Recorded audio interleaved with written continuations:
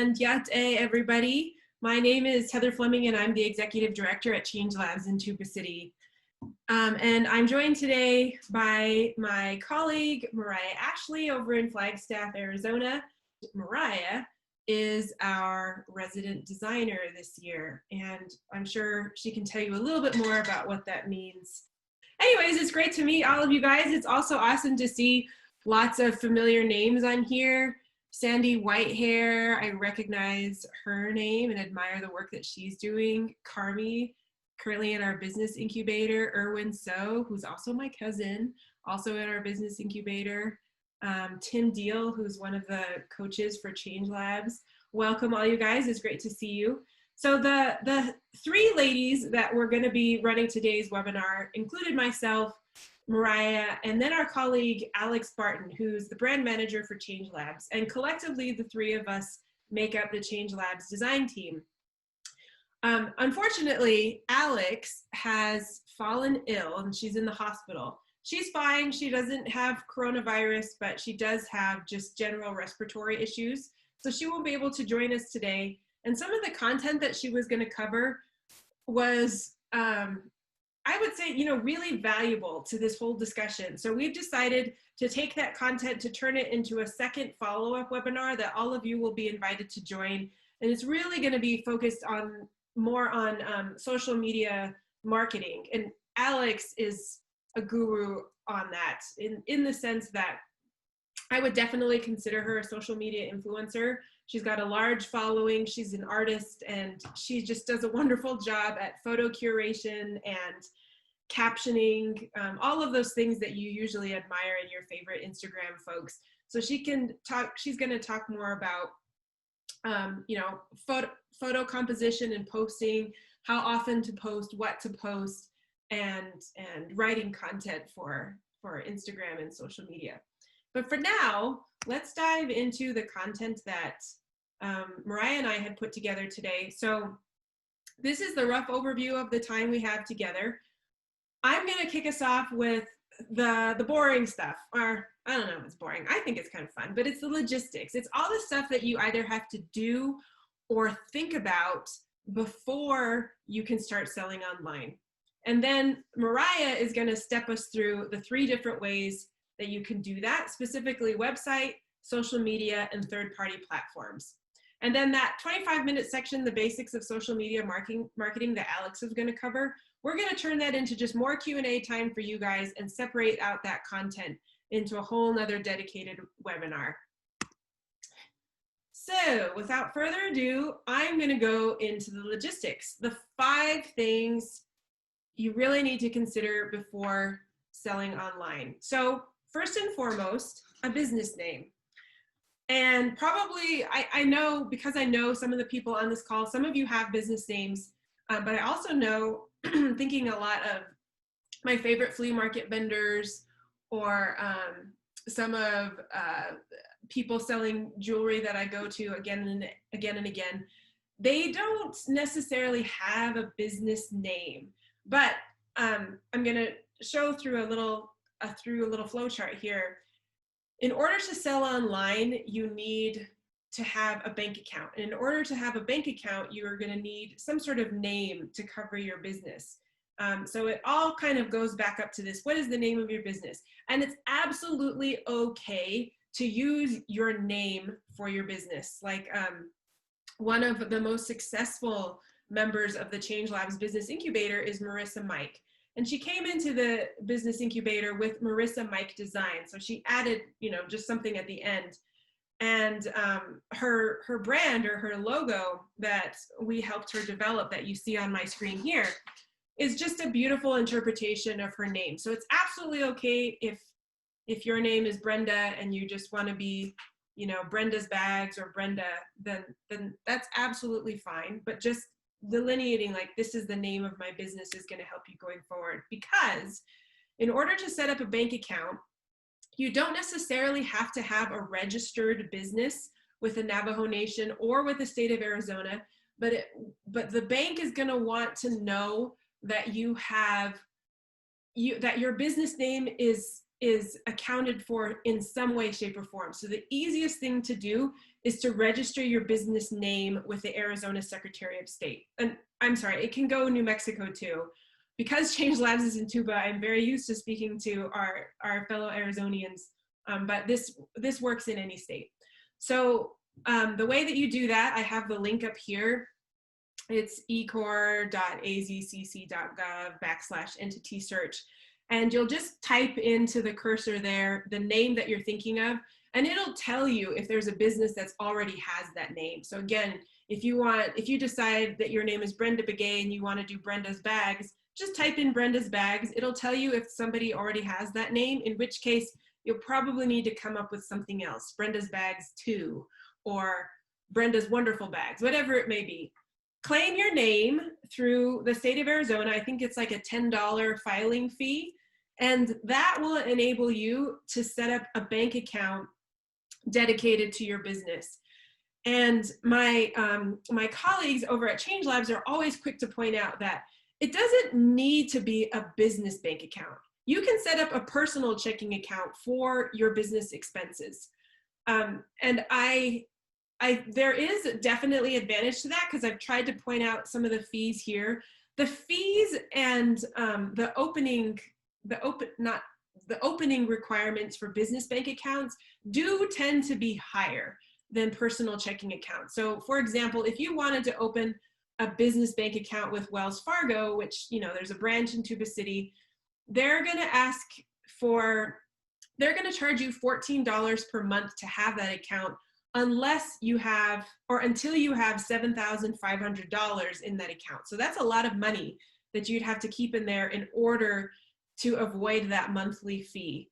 And then on the flip side of that, if you're up near Farmington or Shiprock area or anywhere where there's a First Southwest Bank, they actually have a $0 per month fee for a business bank account, but you're going to be charged, or you have to have $100 in that account in order to open it. So definitely think about the trade-offs there. There's absolutely nothing wrong with setting up a personal account for Brenda's Bags or whatever it may be. And again, those fees are relatively less expensive. I think Native American Bank down there at $0.25 to open is a really great deal. First Southwest Bank as well. Nusenda Credit Union out of Albuquerque for online banking has a very low fee of $5 per month and $0 to open and $0 required in your account balance. And once you have a bank account, your name is registered, then if you're going to go a website route, you're going to want to think about your domain name. So what's a domain name? So a domain is that stuff that comes after www. Whatever it may be. So for Change Labs, you would think that it would be changelabs.org, but that name was already taken. So we're actually nativestartup.org. And just like registering your name with the Secretary of State in Arizona, you're going to have to make sure that your domain name is available. I think it's actually harder to get a domain name than it is to get a business name. So the easiest way to do that is to go to domains.google.com. And I've highlighted it down here in the bottom right-hand corner. And I'm just gonna type it into our chat window really quick. Oh, and I see we also have a question. I'll get to that in a second. So domains.google.com, and it'll just put up a search bar right there, and you can type in whatever you want. brendasbags.com, yazzyburritos.org, and it will tell you whether or not that domain name is available. And Google, I think, has some of the best pricing, and it's $12 per year to buy that domain name. So let's say you want yazzyburritos.com, it's available. You just click like buy, and it'll just say, what's your credit card? And then it'll walk you through how to claim that domain. And that is the first step towards building your online presence, is to have your yazzyburritos.com. And that's $12 a year. Mariah's gonna show you several different platforms that you can use for creating a website. And some of those platforms, like, I know I'm jumping ahead here, but like Squarespace, for example, they'll give you 1 year of a domain name for free. So if you're really looking to reduce costs, you could buy your domain through your hosting provider. And those are the sorts of details that Change Labs can help you with in a private one-on-one coaching meeting. All right, and the fifth and final thing that we say would really be helpful to have before you can start selling online is an online payment account. And this is not that intuitive because most people are like, wait a second, I have a bank account.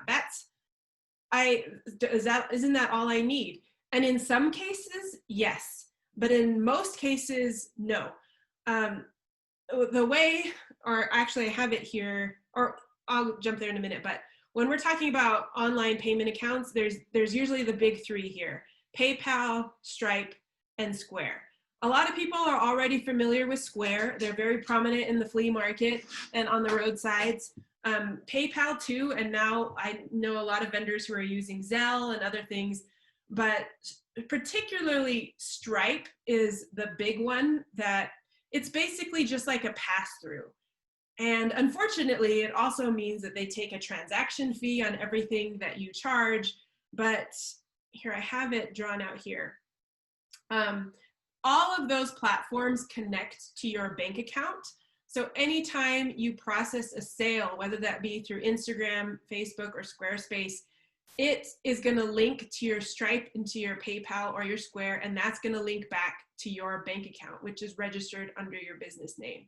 There is one exception to that, and that is if you're selling through Facebook, it can connect directly to your bank account, and so then you don't need any of these other payment platforms. That's the exception to the rule. But as Mariah will share with you in a bit, that there's some limitations to being able to sell on Facebook. I'm also going to point out that creating a Stripe or a PayPal or a Square account it's $0. They don't charge you to sign up. There's no monthly fee or anything like that. They charge you for your transaction. So they'll take like 3% of whatever it is that you're selling. So all that is to say is that affects your pricing more than anything else. So if you're selling these beautiful beaded earrings at $50 a piece, when you think about your $50 for cost, add in like, oh, but then I'm going to have to pay 3% for a transaction fee, and then Squarespace is going to charge me 2%. So add 5% to your price so that the customer is paying for that transaction fee and not necessarily you. I'm going to hand it over to Mariah, but before I do that, we did have a really great question come in through the chat window, and I also wanted to pause to see if any of you guys had questions about domain names, banks, or any of the logistics before we talk about the 3 ways to sell online. So one of the questions that came in through chat are, where are Native American bank branches? There aren't any on Navajo, unfortunately. They have no physical branches on the reservation. The closest physical branch is in Denver, Colorado, but they recently created a Native American bank app where you can both set up a bank account through the app and also manage your bank account through the app. So that's their way of getting around having the branches, or the lack of a physical branch on the res. Is they're saying, you can reach us through the app. Are there any other questions? Otherwise, I'll hand the reins over to Mariah. Thanks, Heather, and thanks, Marcia. Again, my name is Mariah Ashley. I am the current resident designer for Change Labs. I am based out here in Flagstaff, working from home. This is my apartment. Try not to look too much. Just kidding. So the Resident Designer Program is a year-long program, and I work with small business owners on Navajo Nation who are trying to just get their business running. And this year provides a unique year for everybody because everything is going virtual. So a lot of small businesses are asking me questions of, how do we get online? How can I sell my products online? And how can I build a website? So I will be discussing all of those things in my slides. So what are your options when you're looking for website builders? There's so many options nowadays. The key questions you got to ask yourselves are, what is best for your business, because some website builders are much more broad and sometimes they could be more costly. Other ones are smaller. So the ones I've listed here are Squarespace, Wix, WordPress, Shopify, Sparkingly, there's so many, and Weebly. So those are like kind of like the main ones, and there's still a lot more, but for the sake of this presentation and time, I am going to be focusing on the first three that I mentioned, which is Squarespace, Wix, and WordPress. So like I've mentioned, we're going to be looking at the major differences in these website builders. The upcoming presentation will look at the differences in templates, the design flexibility, the ease of design, marketing, e-commerce, the common payment gateways. Heather's briefly mentioned that. Social media integration, different pricing options, and kind of weighing out the pros and cons for these three. So creating and selling on Squarespace. Squarespace is pretty popular. You can find and create from a variety of e-commerce templates that they have. So the e-commerce templates already have built-in payment gateways like PayPal, Stripe, and Apple Pay. So you can use those templates and people can like start buying on your website. And I included the hyperlinks here in these. So after the presentation, what I can do is send you all the slides so that you can kind of click on that and view a little bit more information on that. So one of the things that people really like about the Squarespace, it has a grid system editing platform. So there's no coding needed. You would just, once you're in your website, you just start clicking and dragging along this grid system. So in that sense, it's pretty easy.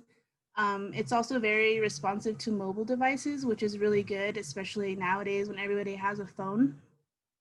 And Squarespace also offers different kind of marketing strategies. I would say it is limited compared to Wix or WordPress. So they primarily uses MailChimp, and once you have this account with Squarespace, it already sets you up with email marketing, and through that you could start, marketing your business, but it's only through MailChimp. And with the e-commerce, it offers features such as product image zooming, coupon generation, abandoned cart recovery. So if somebody was like, nah, I don't want to buy something now, I'll wait. When they go back in, they can look at what they had in their cart, which is really helpful for your business. And sometimes, depending on your subscription base you get, you can have 0 transaction fees, which is really good. So I'll talk about that in the next slide. And the payment gateways for these are Stripe, PayPal, and Apple Pay. So Squarespace pricing, there's only 3 options. It offers a 14-day free trial. So you can start building your template right now and see how you like it, which is really good. You have the option to pay annually or monthly. It is much more cost efficient to purchase a subscription annually. For example, for primarily the business account, it's $18 per month annually or $26 per month monthly for like if you just decide to go monthly. And I think with the basic commerce pricing option, that's where you have no transaction fees. And the thing about Squarespace is there's no outside third-party apps available, unlike Wix or WordPress, and I'll discuss what that means in those ones. So the biggest pros for Squarespace is you have the ability to create beautiful templates, and it's best for creative industries because they just have the best design platform out of most website builders. They look more professional, they're more clean, and mostly bloggers and photographers use Squarespace. Some of the cons to this is it's difficult to use at first, especially with the grid system I was telling you about. Sometimes it's not as intuitive. Another thing is that you're limited to a choice of pricing plans. Like I mentioned, there's only 3. And you're also limited to only one sub-level. So you have your main website page, but you can only make one more page on top of that. So you're very limited in how many pages you have on your website. Next, we'll go on to talk about WordPress. So WordPress is, it's pretty cool. Okay, well, so one of the things when you first start looking into WordPress is you'll notice that you'll get ads for like create a WordPress.org website or create a WordPress.com website, and you're like, aren't they the same thing? Yes and no. So WordPress.org is actually a self-hosting. It's a self-hosting website, meaning you have full control over your own website, host, and domain name, but you are required to find your own website host. And WordPress.com means that they host the site and basically handle everything for you, but there's less room for flexibility, and you won't be able to use what's known as plugins. So that's the biggest difference with the WordPress.org is you have control over your own domain name. And I believe for the first year in WordPress, your domain name is free, just like with Squarespace. There are so many themes to choose from in WordPress. So once you start like identifying your domain name, you get a choice of over 7,000 themes, and they're not as clean looking as Squarespace. And 7,000 is overwhelming. I don't think anybody's going to be looking through 7,000 themes to try to pick their own. But the cool thing is that it does categorize that for you, so you have options. And like I mentioned before, they have what's known as plugins. So only WordPress has these what's known as plugins, and there's over 54,000 to choose from. And these plugins are basically apps that allow more features and functionality to your WordPress site. Some examples include e-commerce, Instagram feed, improving site performance, highly ranking your website in search engines like Google. So those are what plugins are. And one of the most popular plugins for selling online is Woocommerce. So you'll see that. So, okay, so the cool thing with WordPress is that it's a free website builder, but the things that cost money in the long run are the paying for the web host. So one of the most common web hosts you would use with WordPress is Bluehost, SiteGround, DreamHost, or Kinsta.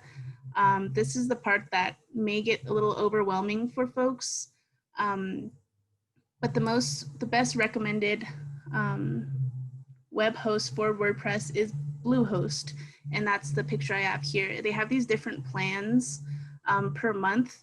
So we'll take a look at this Choice Plus. You can see here that it's recommended for use in WordPress, and the cost for that is only $5.45 per month. But you also have to think about your plugins again. So your plugins can also cost money. Like the WooCommerce one that I was talking about is $8.95 per month. So they start to add up like that, and that's what you've got to keep in mind. So there's more room for research too. So that's kind of like depending on where your business is at and how much money you want to spend, you can really research that and figure out what price option is best for you. So some of these pros to this is that there's unlimited customization. You could design your website however you want. There's no restrictions. There's unlike Squarespace where there's certain content that you can't put in. And you can have many pages. Most nonprofit organizations have WordPress accounts because they have like 30 plus pages that they can just fill with information. So that's a pro. One of the cons is that you would need coding knowledge unless you're like really tech savvy and you know a lot about WordPress, you can use it. You can start coding in that. Another con is you need to set up website hosting with Bluehost or SiteGround. So that's another thing. And lastly, we're going to talk about Wix.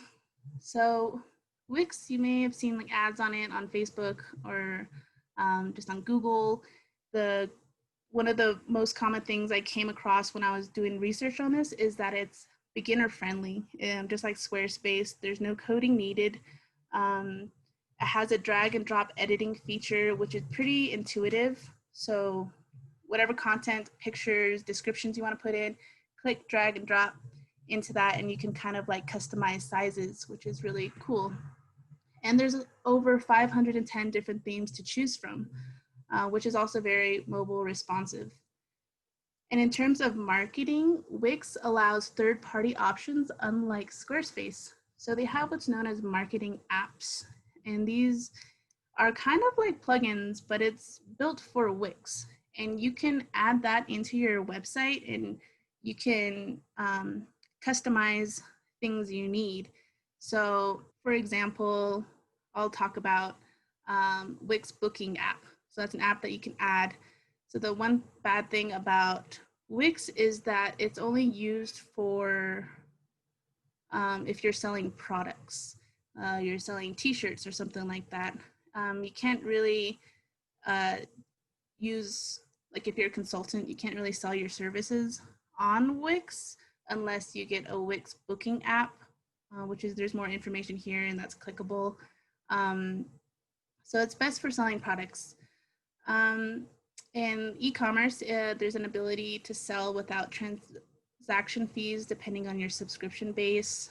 And there's over 20 different payment gateways as compared to Squarespace, which only had 3. So this takes Wix payments, Square, Stripe, PayPal, and more. So if you need to use more, this is also clickable. You can check in to see if you more information about that. And so Wix pricing, there's also a 14-day free trial, just like with Squarespace.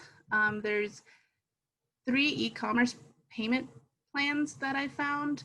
So your basic business here to the far right is $23 per month, which with Squarespace, it was $26 per month. Business Unlimited, $27, and Business VIP is $49 per month. And you can take a look at these price plans more in detail here. And according to the research that I've done, it is known as the best generic website builder with e-commerce functionality, meaning it accepts payments widely and there's an ease of use in terms of that. It's very easy to use. That's one of the biggest things that I've came across. Some of the cons though, say you can't change your theme after you publish. So say you have this template and you paid for your price plan and you're ready to launch your website and sell product. The only thing is you can't go back and change your theme. Like, oh, this one looks prettier. That's the biggest con that I found with Squarespace and WordPress. You can go and change your theme however much you want, but with Wix, you can't do that. And that choice, it can be overwhelming, especially when you like many different things. So there's not a design flexibility with them. And that's also limited to only one sub-level, just like Squarespace. Okay, so now I'm just gonna break down the pros and cons for each of them. Kind of do like a little wrap up. So the ease of use, Squarespace and Wix definitely have that user-friendly capability. It's pretty intuitive, I would say, more so than WordPress. WordPress, like I said, you have to find a host and a domain name, and that could get a little bit daunting. Design flexibility, Squarespace and WordPress allow you to design and customize your web page however much you want. Wix, like I said, cannot do that. You cannot change your theme after you publish. With the app market, which are plugins and marketing apps with Wix, those WordPress and Wix definitely have those capabilities to allow you to add those, whereas Squarespace doesn't. I put an X here for marketing for Squarespace because you're only allowed one mail choice, which is MailChimp. And WordPress and Wix allows different plugins and apps that you can also use. And for social media integration, I put checks on all of them because depending on how much you want to spend on your website, there's opportunities to connect them to your Instagram feed. So with WordPress, they have what's known as Instagram feed, and that whatever you post on your website posts on your Instagram too. So that's really cool. Wix does the same, and Squarespace also it's best to use with Facebook Shop. And this, you might have, if you already have your own website, you've probably already heard of search engine optimization, which when people Google your business name, there's rankings on your business name. Depending on how many times people Google your business name, that your ranking goes higher up. So I put checks on all of them because you can also customize that. You can change your SEO when you're building your website, which is really good.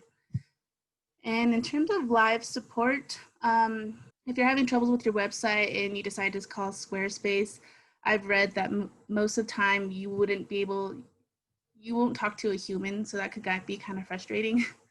So there's not much support there. With WordPress, there's a great community forum, but if you have time to read through all of what people comment, like, so you have a question like, how come my WordPress site is not loading something? You'll Google that and you won't find a phone number. You'll just get forums where people had the same problem and they'll try to help you out through that. And you can respond to them, but that takes days. Wix, on the other hand, has live customer support. There's a chat window. You can call them, so they're available. From my research, I found that Wix is probably the best to use for small business owners now who just want to start selling their product. But they all have their own pros and cons to them. So depending on where your business is, we can figure out which one will work best for you. Any questions on this? I wanted to add two things, because just really quick, because I use Squarespace for most of my Change Labs clients, and there in fact is a live chat support 24/7 that I end up using quite a bit. And you can have up to 1,000 pages on any Squarespace plan. The Change Labs website is built on a basic Squarespace plan, if that helps. So we have like, oh my God, so many pages, and we're on the $12 per month plan. Wow, okay. Well, that's something I'll have to update before sending you this presentation. That's good to know. Another important thing to know about Squarespace is that Squarespace owns your site contents. And so if you decide to leave Squarespace and go to a different website, it limits your ability to export it to another host if you decide to leave.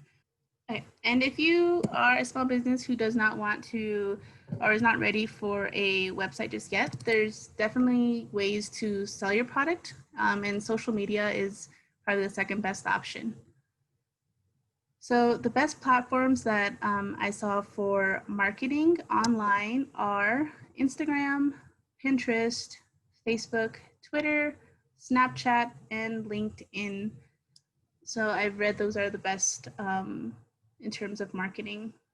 But for right now, we're going to focus on Instagram and Facebook, which are owned by the same, they're basically integrated. They're basically the same company.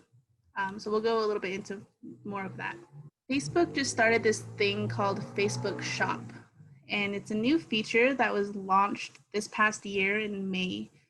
And if you want to go ahead and sell your products, you would first need to enable your Facebook Shop. 5 main requirements that you need to set up Facebook Shop. And one is you set up a business page.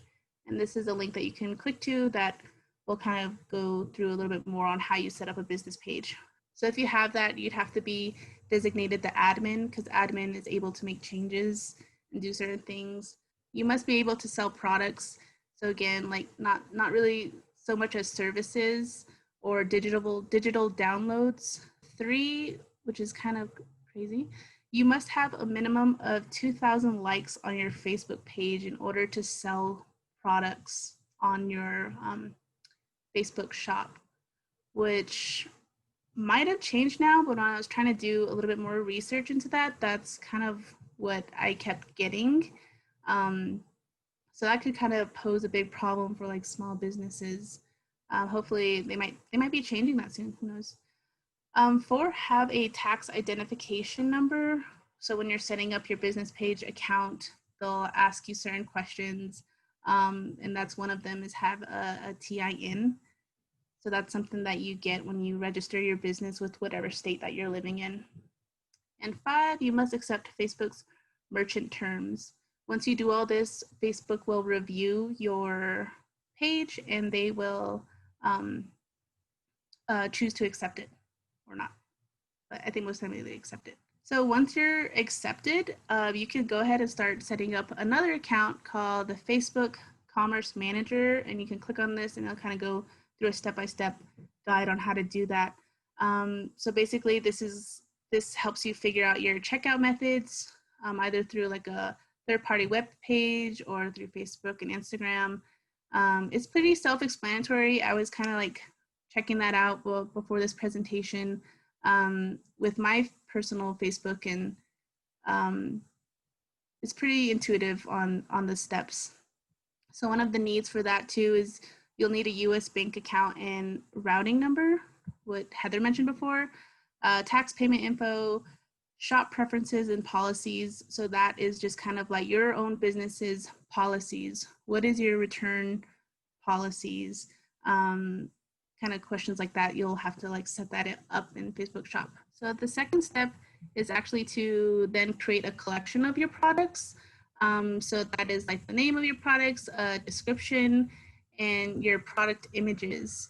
So this is clickable, and this link here is a web page that will help you with your description, what is the best forms of writing your product information. That's a helpful guide here, and as well as product images.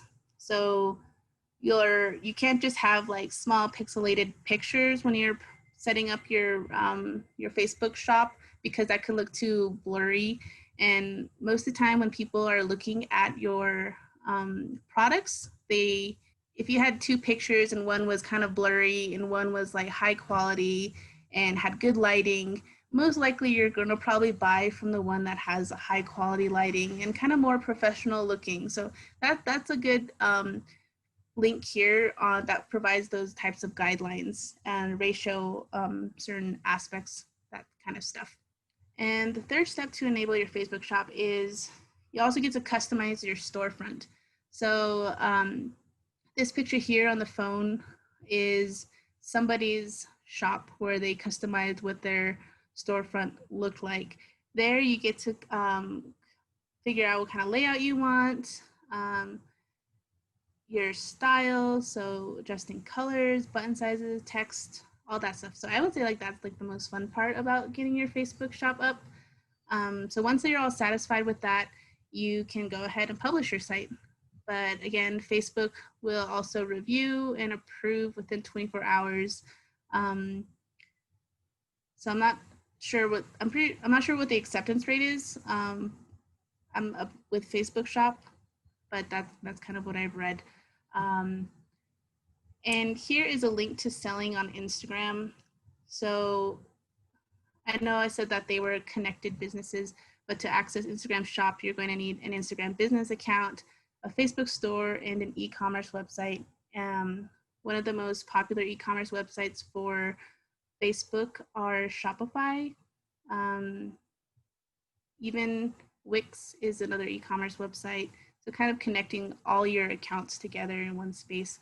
So that's how you're able to do your to sell on social media. So there's a lot of benefits to Facebook shop if you don't have a website. So one of the things is Facebook. People spend on average 60 minutes or more per day on Facebook.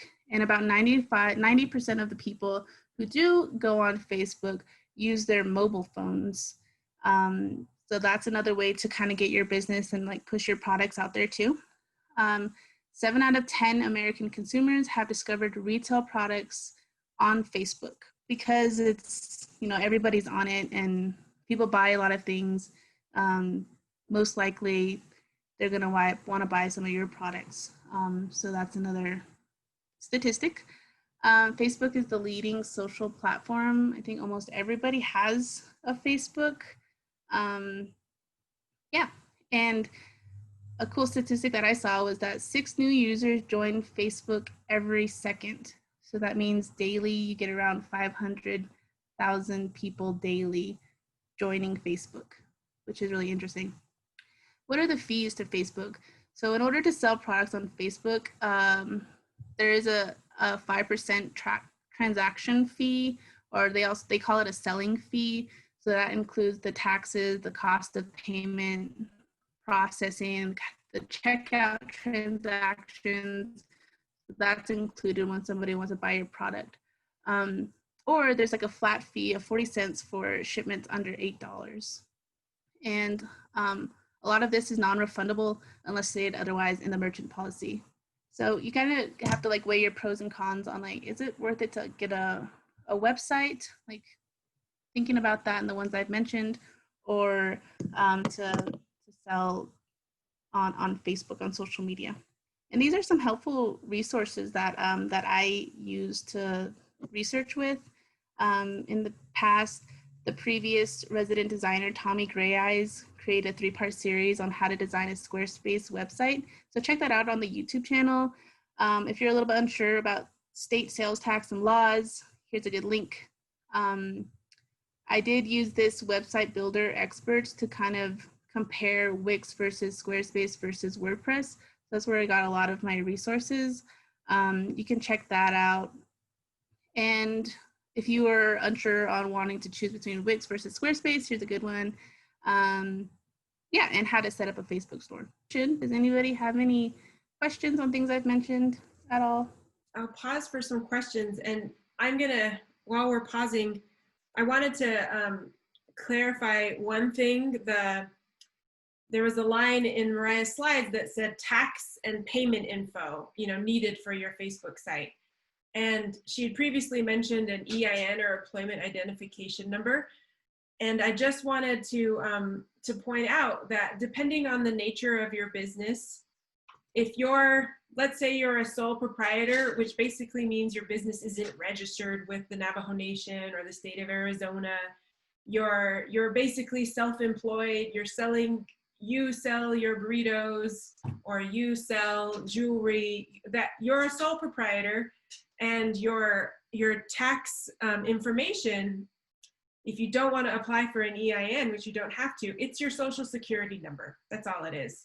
So I just wanted to point out that there's nothing special or even that scary about the tax and payment information that's needed. If you don't have an EIN, you're not a corporation or an LLC or an L3C or a nonprofit, then your social security number does just fine.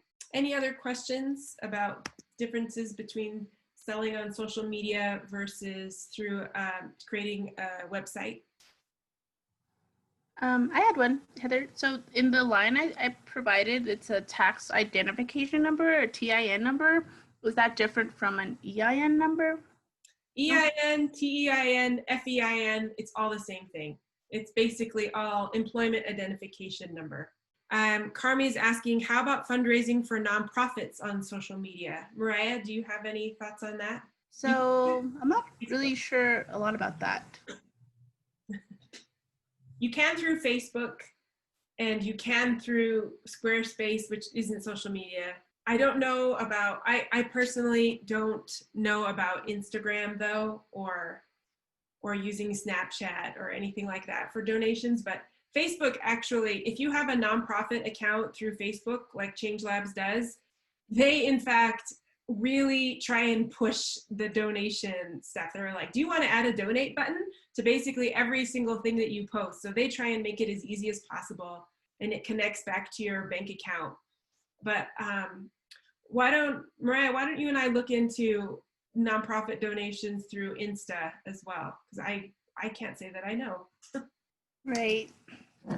Yeah, all I can think about is like if you have like a website for your nonprofit organizations, there's definitely plugins or add-ons where you can donate. Where you're taken to like a donation site. But yeah, good question. I'll look into that. So we have another question about a DUNS number and when it's needed. And DUNS is capital D, capital U, capital N, capital S, and it's short for, or it's a number that's hosted and created by a company called Dun & Bradstreet. And the DUNS number is needed anytime you're going after federal contracts, or if you're looking at credit history on a company. So it's not needed to start social media accounts. It's not needed to create a website, and it's not needed for third-party platforms. It's basically if you're going after federal contracts. And then we have another question from Roshan about people that use Adobe software get a free website if they just want a site to provide a portfolio. I'm just pointing out another tidbit of information from one of our guests here. If there's any other questions, type them in the chat window. Otherwise, I'm going to move along to the last section, and also the shortest section, because Alex was going to cover this one, and because she's in the hospital, she's not able to do it. But Mariah and I just sort of quickly put together what we mean when we're talking about third-party platforms.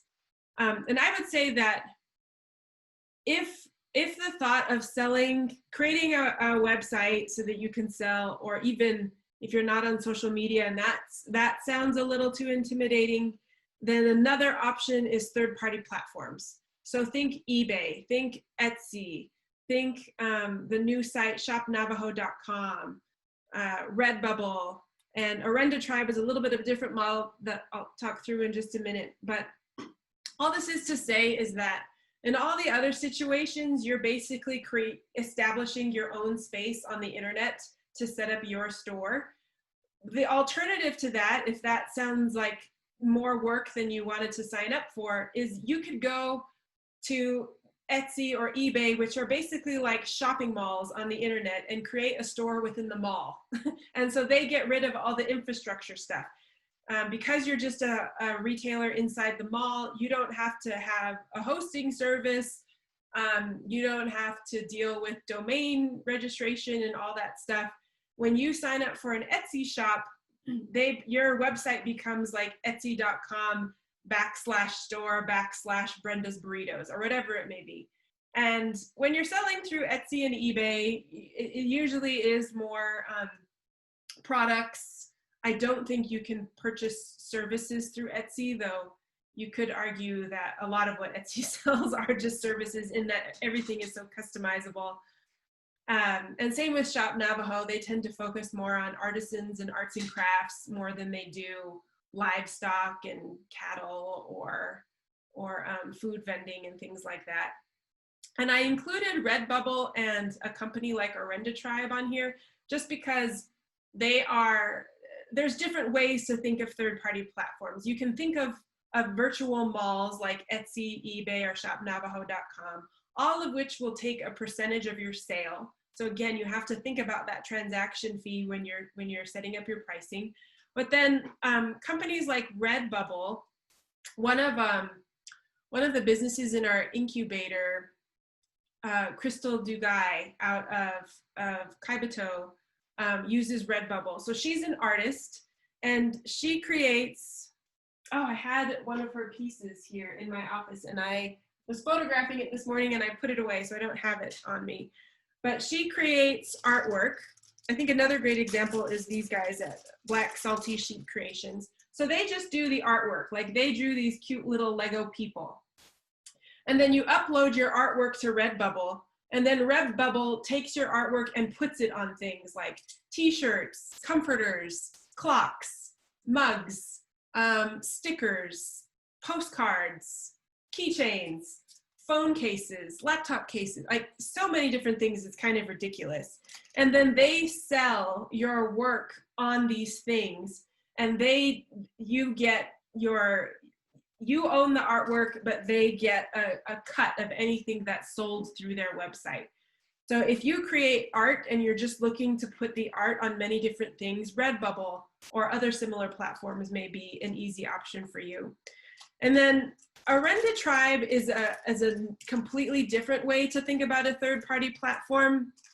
And Arenda Tribe is similar to Shop Navajo in that these are retailers that are highly curated shopping experiences for people looking for Native American goods. So if you go to orendatribe.com, let me just make sure that's right. Yeah, orendatribe.com. I'm going to put their jewelry page in our chat window just so you all can take a look at what I'm talking about. So the owner of Arenda Tribe, who's a Navajo woman, she sells other people's stuff, and just like it's basically like an online trading post. Let's just put it that way. It's probably the best way to think about it. So the artist, gets a cut of whatever is sold online. But this is just another way, like if you're not feeling ready for a website or social media or all that stuff, there are Native American trading posts out there where you can just say Arenda Tribe or Shop Navajo. Do you want to sell my jewelry or my rugs or whatever it is, my candles or whatever it is that you make that they can certify is Native owned, and they will advertise it for you and just give you your cut of the sales. Unfortunately, I think Alex could have gone into a lot more detail around this. Alex, for example, sells through Arenda Tribe. And I think at one point, she definitely has some other third-party platforms set up. So we'll ask her to mention this again when we talk about third-party platforms in webinars. And it wasn't easy to do a cost comparison around the platforms because all of them are frankly just so different depending on so many different things. So it's not as simple to do a cost comparison. Plus there's more third-party platforms than this. If you want to talk about third-party platforms, I would encourage you to set up an appointment with us, and we can help you with that research and help you think about the best thing that might be for you. So there's a great question here. Is Shop Navajo affiliated with the Navajo Nation or a division of economic development? No, Shop Navajo is actually an initiative of the Navajo nonprofit called Emergence Group. Emergence Group was created by Susan Beaker and, oh my gosh, I can see his name. He works at NTU, Hondo Lewis. So they run Emergence Group, and they are actively always recruiting new artisans for shopnavajo.com. And there's a competitor to shopnavajo.com that's not Navajo Arts and Crafts or anything like that either. It's run by New Mexico Community Capital. And I want to say it's called Indigenous Exchange or indigiexchange.com. But again, the whole point being they're a highly curated site that sells, like they do the research, they know this is a high quality Native American product, and they take all the burden off of you of selling and marketing, and all you have to do is supply them with your stuff. All right, so we're nearing the end. That was a lot of content. So we wanted to follow up with what are the 2 ways that Change Labs can help you get all of this started, especially if you wanted to get online for the holidays. So first and foremost, Mariah, do you want to talk a little bit about what you do in Open Studio? So my Open Studio sessions are every 2nd and 3rd Thursdays from 1 to 5 p.m. Arizona time, even though I think the time changed. So Arizona and New Mexico are on the res are on the same time now. So that is normally done through Booking, and Heather usually posts on the Change Labs Facebook where you can schedule and book a certain time with me. And normally with people, I've been providing recommendations for what to add on their website. So website content, logo design is something I also specialize in. I like to help you figure out best logo designs and even kind of digitizing those. Yeah, and I'm here to help. Mariah also mentioned that our former resident designer, Tommy Gray Eyes, has a video series up on our YouTube channel that's called How to Build a Business Website Using Squarespace. It is a 3-part series. Each section is, I want to say, like between 10 to 15 minutes long. And let me post the Change Labs YouTube channel in our chat window really quick so that you all can take a look. It's posted in the chat window. You all should be receiving it soon. And if you just scroll down on the page, there is about the 3rd line down, how to build a website using Squarespace. Actually, there's 4 parts to it. And each one is about 15 minutes long. So it's about an hour-long session. And then the last thing is, if any of you on the call today are members of the Change Labs Business Incubator or your Kinship Lending client, then you are guaranteed time with Mariah and or Alex to help develop your marketing materials. And today we talked mostly about websites, but through our clients that are enrolled in our programs have access to a wide variety of different marketing services from the design team. And that includes things like logo design, business card design, your branding documentation. We have a packaging concept up here that one of our designers did for Lotus and Lane. So it expands further beyond just website design, but websites, understand, are really critical right now, especially in times of COVID. And then last plug is because Alex is out today, we missed the section on marketing and advertising styles on social media. And the silver lining to that is that I do think this could be a full webinar in itself. So now we do get to dedicate a full 60 to 90 minutes to this topic of, how often should I post content on social media? What should I be posting? How do I style my photographs or my videos? And what resources are out there to help me develop my social media following and whatnot? So we'll get Alex to run that. Hopefully this month, though, with the holidays coming around, things get really hairy. But we'll work with Marcia to see if we can get that scheduled and let you guys know when that's coming up. So that's all we got for today. We wanted to leave a little bit of time here for any of you guys who have more questions or need clarification, or maybe you have an existing platform but you're having trouble with it. This time's for you guys. So if you have any questions, you can unmute yourself, type it in the chat window. Okay, we have a good question from Sean. Oh, there's a bunch of questions coming in now. I'll do the first one. Are copyright on ideas or designs required before posting on website or third-party apps? I think where that comes up the most is, sorry, somebody's at the door and my dog's going a little bananas. It mostly comes up with third-party platforms. Like if you're selling on Etsy, for example, and this actually happens a lot with flea market vendors, where your design is inspired by an existing logo. Like if you take the Adidas logo and you make it native, or you take, I see this a lot too, you take something from Marvel Comics and Navajoify it. You can run into some copyright issues if you're selling through third-party platforms. Surprisingly, I see it less on Redbubble. I assume each third-party platforms has different screens for flagging that sort of stuff. So yeah, if you're selling through a third-party platform and you're doing native riffs on copyrighted content, then you definitely might get a flag. Mariah, there's a question for you. How can I schedule time to work with you? I'm gonna put that in the chat window too. Okay. Yeah, hey Rashawn. So you can schedule a time. My upcoming coaching sessions are next Thursday, the 12th, and November 19th.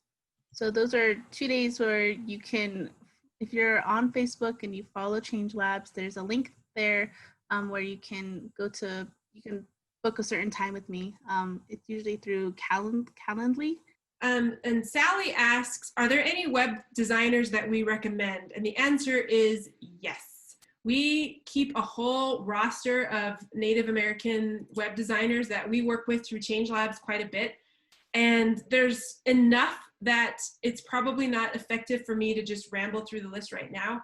So when we send out the video link to, when we send out the video link to this webinar, I'll also include a list of Native-owned web design firms that we would recommend. Okay, next question. Joseph says, I miss so much, but I've been struggling with making a page and social media account with Facebook. Going from a personal account side, transitioning to the business side. Well, Joseph, I'm sorry you couldn't get in. I think we had a lockout issue with the Zoom, and this session is recorded. So we will send all of you guys the link to it through YouTube, because Mariah did step through the logistics of creating a Facebook business page. But I would definitely also recommend setting up a time with Mariah next Thursday or the Thursday after. Thank you for joining us. Joseph says he's looking at the YouTube tutorials, but there's so much that is outdated and looking to get help. Why YouTube? Okay. Well, Joseph, depending on what platforms you're looking for, I can guarantee that the Squarespace tutorial that Tommy put together uses the most current version of Squarespace. So it's that one is not outdated. If you want to go through 4 15-minute tutorials with Navajo designer Tommy Gray Eyes. And then otherwise, Mariah is going to be, when we send out the deck, she's included a bunch of links in there for information that she thought was really helpful when researching the different platforms and whatnot. But feel free to email us if you have any more questions about that. All right, another question. How about copywriting my own original designs before posting online? Ooh, I'm not the best person to answer this, unfortunately. Mariah, what's your feeling on answering copywriting questions? Yeah, I think if you're selling artwork or certain paintings, what I've recommended to people was adding watermarks to your photos, which could be the best, which I would say would be like the best thing if you're sharing on social media and people are, sharing that too. You definitely want to have a watermark or something that copyrights your name so that nobody can use that image, if that helps.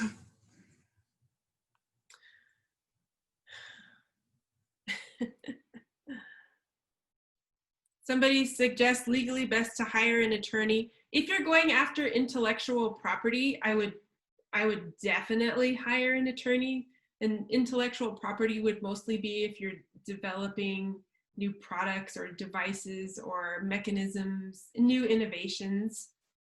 But yeah, maybe this is a good, next workshop topic, copywriting artwork and stuff like that. Sally asks, how do you do watermarks, Mariah?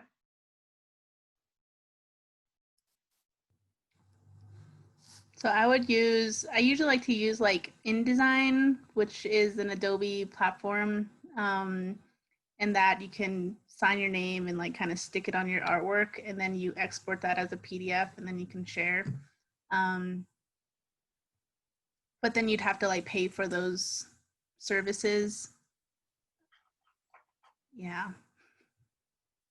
I bet, I don't know off the top of my head, but I would bet that if you Googled, watermark tools, there has to be some, because Adobe InDesign can be quite expensive. You have to subscribe to it and there's a monthly fee. There has to be, unfortunately, it sounds like we don't know of any off the top of our head, but there probably is a service out there that would do that.